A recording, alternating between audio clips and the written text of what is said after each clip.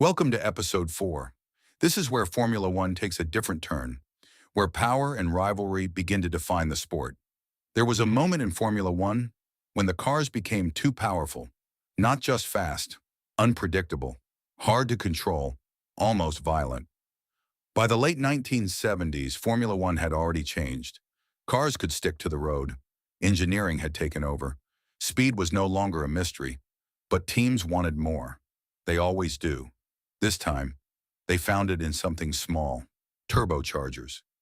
At first, it didn't look impressive. Small engines, compact design. But once the turbo kicked in, everything changed. Power arrived suddenly, not smoothly, not gradually. It came all at once. Drivers would press the throttle, and for a moment, nothing happened. Then suddenly, everything did. The car would surge forward, rear wheels struggling for grip, the steering wheel fighting back. Control became a challenge. Some of these cars produced over 1,000 horsepower in machines that weighed almost nothing. Driving them was not just about skill, it was about survival. But even with all this chaos, something else was happening, something that would define Formula One forever. Rivalries. Because when the cars become this powerful, the drivers become even more important. And in the middle of it all, two names stood out: Niki Lauda and James Hunt. They were nothing alike.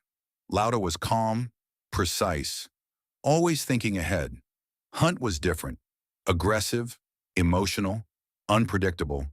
Two completely different personalities. One championship. The year was 1976, and Formula One was about to witness one of its greatest seasons. Race after race, they pushed each other, lap after lap. They fought for every position. It wasn't just about speed anymore. It was personal. Then came Germany, the Nürburgring, a track feared by drivers. Long, narrow, unforgiving. Lauda had already warned about the danger, but the race went ahead. During the race, everything changed. Lauda lost control. His car crashed, and within seconds, it was on fire. Flames surrounded the car. Smoke filled the air. For a moment, it looked like the worst had happened, but something incredible followed. Other drivers stopped. They pulled him out.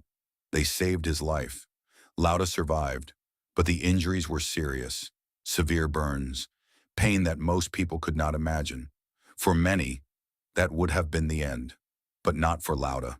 Just weeks later, he came back, still healing, still in pain. But back in the car, it wasn't just a return, it was a statement. The championship was still alive, and so was the rivalry. As the season reached its final race, everything came down to one moment: rain, dangerous conditions, uncertainty. Lauda made a decision. He stopped. He refused to risk his life again. Hunt continued, and in the end, he became world champion. It was not just a victory, it was the end of a season that changed Formula One. Because this rivalry showed something important. Formula One was no longer just about machines. It was about people, their choices, their risks, their limits. At the same time, the sport itself was changing. More money entered Formula One. Sponsors grew. Teams became stronger. Decisions became more political.